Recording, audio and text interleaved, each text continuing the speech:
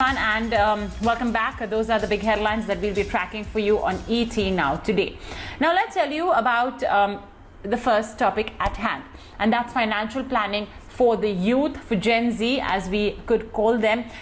This essentially is step one of financial planning, a process that continues all the way into retirement and after retirement as well.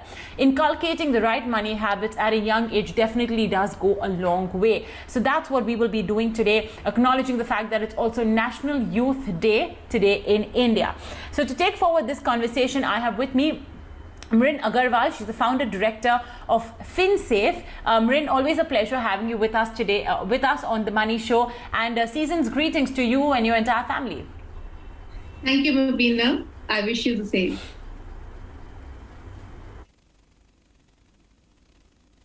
All right, thank you, Mrin. So, like I mentioned, we want to sort of throw the spotlight and, keep this show around Gen Z, their spending habits, their investment habits. Now, like I, said at the beginning of the show, most of the youth will argue that, listen, I don't earn any money. The only money that I have is the pocket money, perhaps, that my parents give me, and maybe the monetary gifts that's bestowed on me by some very generous relatives. And I'm sure these are the favorite relatives of these youngsters. But, and yes, there are very few that do have, a part-time job perhaps, or a side hustle. Not surprising if many of them have even started off small businesses as well for themselves during this lockdown. But the point is, it's going to be not too much money. Is it enough to kickstart financial planning, or to, get the basics of financial planning lessons right, Mrin? I really think it is, because a penny saved is a penny earned. And while you may not be earning money right now, but I think it's really important to do something useful with that money. I know at that age, doing something useful means acquiring a gadget or spending it on an experience maybe. But I think, if a small portion can actually be allocated towards saving and investing, I think what happens with that is that you kind of start building this habit early on, and it just gets into your system that, that you have to put this money away and that you have to kind of invest this money on a regular basis to kind of look at building a passive income. So I think the way it should be approached is to say that, hey, I've got only this much money from pocket money and gifts. How can I actually grow this money so that I have more money available at my disposal?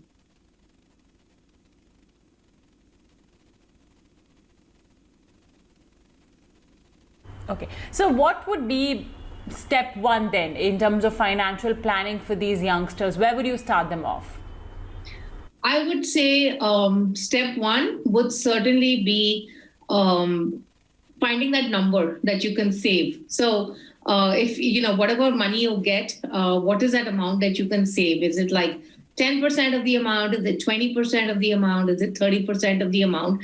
I think the first step is really going to be about finding that number and staying committed to it. So, don't look like a big number, like saying, okay, I'm going to save 30%, because it's not going to happen. So, start small, take some baby steps, but find that number that you're going to save every month and, do something useful with it, basically.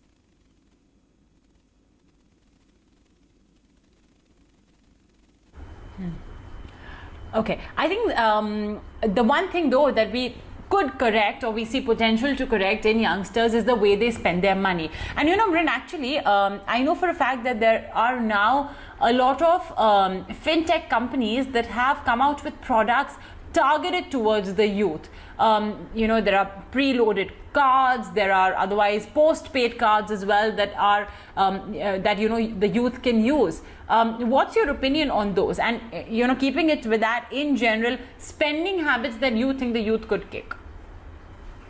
So I think, this is a very important age to also build the right spending habits. And I know that there's a lot out there that people want to have.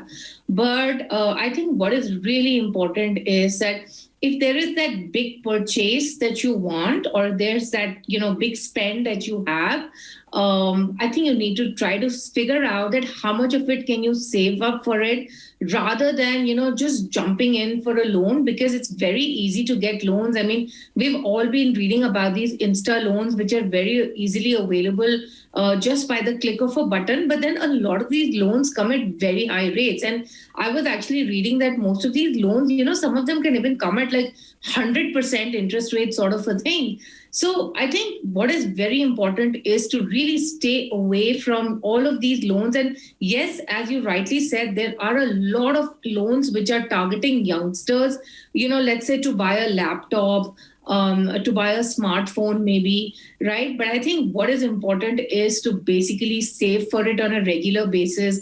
Maybe you do a deal with your parents to say that, look, you want this big thing.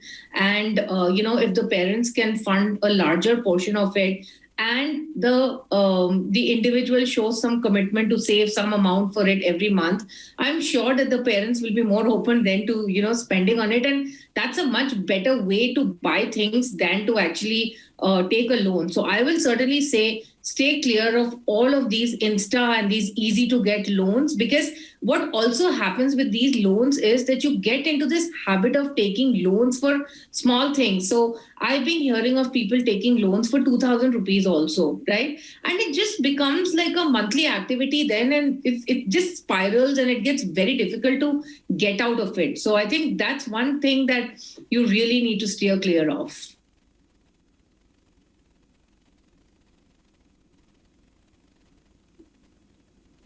Yes, and I think once you get into that habit of buying now and paying later, unfortunately it tends to stick with you. You will do that even perhaps for the the bigger decisions in life, and that's when you really get into this debt trap. And like Mrin said, you have a lot of these financial products that target the millennials and younger people. And yes, from their business perspective, it's great. But I think for millennials and for the younger ones, you should ensure that you don't get into a debt trap of sorts. Don't take loans and buy things because I mean, if you have to take a loan, try and take it for absolute necessities. For example, let's say buying a home, you'll be taking a loan, but that will be for an asset, an appreciating asset.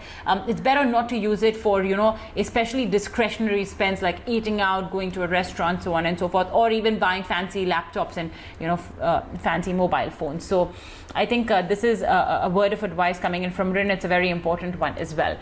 So Mrin, let's say that you do have some very responsible young ones out there who try to save at least maybe 500 rupees per month or 1,000 rupees per month from everything that they get on a monthly or a weekly basis.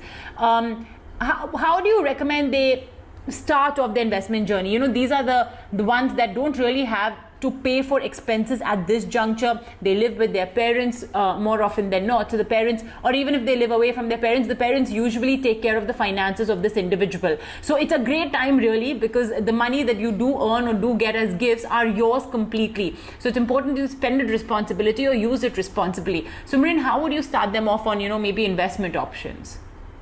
So the first thing is that don't jump into things. So we do a lot of college literacy sessions, and what we hear is that a lot of students are actually investing, but they're investing in all exciting things. So I've heard of students doing options, and of course Bitcoin is the in thing. I know it had a big fall today as well, but options, Bitcoins, and stock trading. We get so many questions on stock trading. It's not funny. So what I would like to say is that firstly, it is the simple, boring stuff that actually makes money. And unfortunately, all of these exciting things don't really make money in the long term.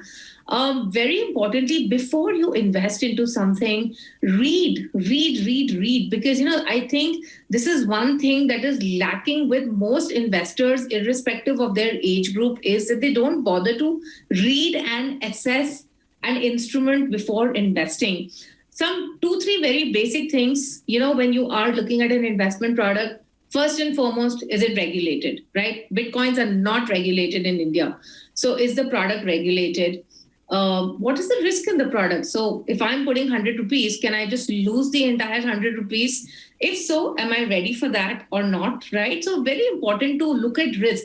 Unfortunately, everybody looks only at returns. The third thing that I would say is that don't go by the investment biases of the elders, because typically what happens is that when people start earning, then the elders would always say that, okay, go and buy an insurance policy. I think it's the age where you can take some risk. So I certainly think that one of the instruments that you should have should be exposure to Indian equities. I mean, world over, people are taking exposure to Indian equities. Why should you not have it?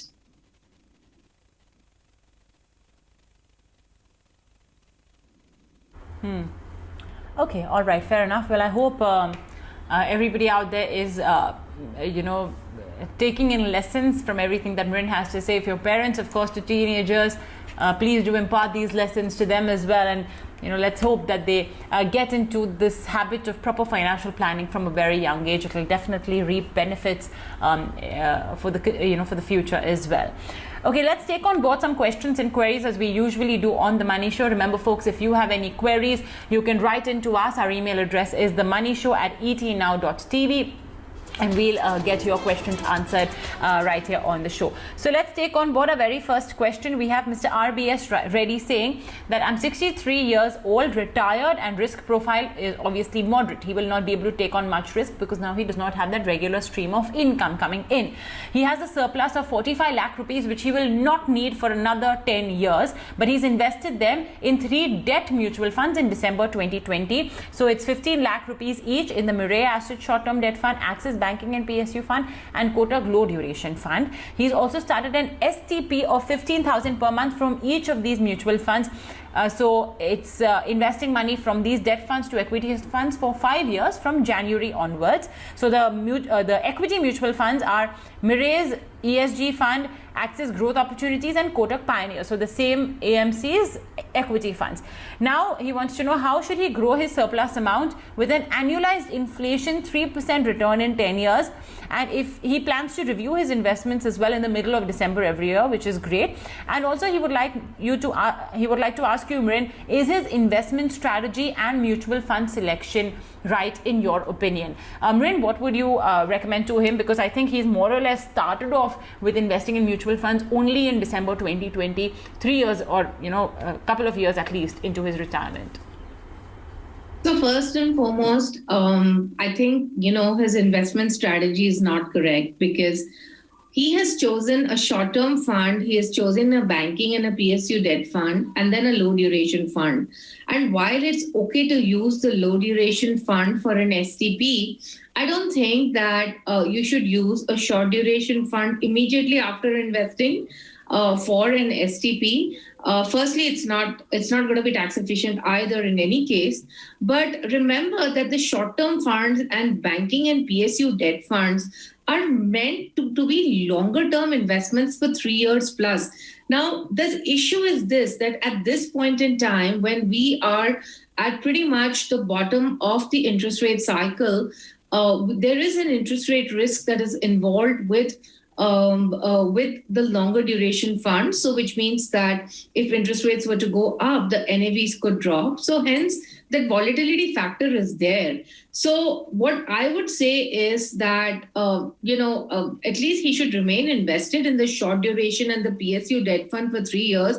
And after that, if you want to do an STP, it's fine. But I really think that this strategy of, doing an STP right away from a debt fund is not right. Now, as far as the equity funds are concerned, again, he's mentioned that he's got a moderate risk profile, but then he's into thematic funds. I know one of the funds is an ESG fund, so it should be kind of okay.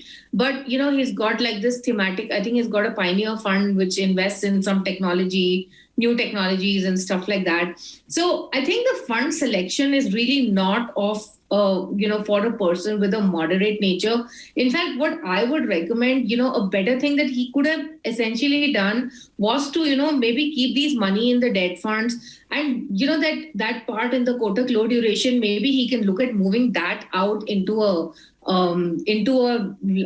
flexi cap fund, maybe. That could be an option that he could look at.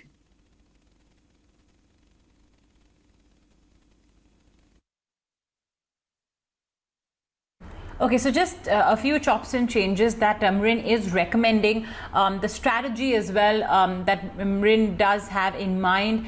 Banking, PSU, and these short-term funds are usually meant for longer holding periods. You have to choose a debt fund only based on investment horizon, and keeping it with that banking and PSU bit. Always be very cautious when investing in thematic funds. We've spoken to Mrin about her view on thematic funds in the past as well, and she hasn't really, she does not really recommend it for investors because it involves a lot of reading of the economy, the markets, and for those individuals who have their 9-to-5 jobs or who may not be that financially savvy, sometimes it's difficult to sort of peruse what the market news is and apply it into how the market could move. So it's best avoiding thematic funds. Okay, let's take on board one more query. We have Ejaz saying that I invest in the following funds, quite a few. I think there are 8 funds. There's once again an Axis Banking and PSU fund, so a thematic fund over there. Axis Blue Chip Fund, Parag Parikh Long Term Fund, which has done well. Another multi-cap fund, Kotak Standard Multi-Cap Fund, Mirae Asset Emerging, L&T Mid Cap, HDFC Small Cap, and the DSP Tax Saver Fund. Now he says that this Kotak Standard Multi-Cap will be changed to a flexi cap fund, and there's no exit load till the 31st of Jan. He also adds that since I hold Mirae Asset, Blue Emerging, Axis Blue Chip, and Parag Parikh, is it fine if I exit Kotak and reinvest in the existing funds, or perhaps in an international fund? And in that line, Mrin, he asks you, what about a PGIM India Global Equity Opportunities or a Motilal Oswal Nasdaq fund of fund? So Mrin, what would be your opinion, or do you think he should stay put with Kotak Flexi Fund? So honestly, it's a good fund. There's nothing wrong in the fund. But if you want to do a consolidation, if you feel that you want to bring down the number of funds, because he has got 8 funds, and if you really want to bring down the number of funds, then you can exit because you're able to exit without an exit load. Of course, we don't know when he is invested and all of those things. But what I'm saying is that you can do it provided you want to do consolidation in the portfolio, but then the amount from it, please go and reinvest it back in a flexi cap fund. I know that there is this big fancy for international funds, over the last 6 months, and everybody wants to invest in them. But you need to really ask yourself, where does this really fit in your portfolio? I mean, it has given great returns, no doubt, but where does it fit? Secondly, the international funds have a debt taxation. So are you aware of that? And I think that the easier way to actually do this is, just stick with some of the funds, which in any case, international exposure. For example, you have the Parag Parikh Fund. Now, if you really do want to do an international fund, I would say do a diversified fund. If you look at the Motilal Oswal, it's a Nasdaq ETF, right? So obviously it's going to only take exposure to tech stocks. And while tech stocks have done great in the last 1 year or the last couple of years, you can't really say how much more they are going to perform or how they're going to do, So all I'm saying is that if you are taking exposure to international funds, look at diversified always over taking a concentrated risk in one type of or in one sector only.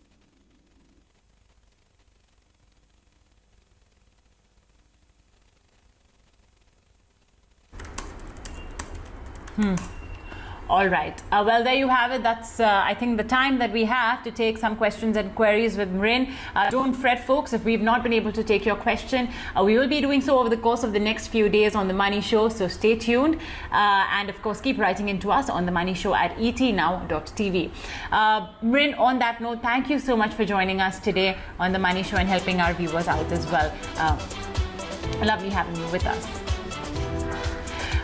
And what we'll do is now take a very short break on the show, but when we return, we'll be joined by Rohit Singhania of DSP Mutual Fund. He manages, among many funds, the DSP Tax Saver Fund. So we'll be bringing him board in our Meet Your Fund Manager segment. Don't go anywhere.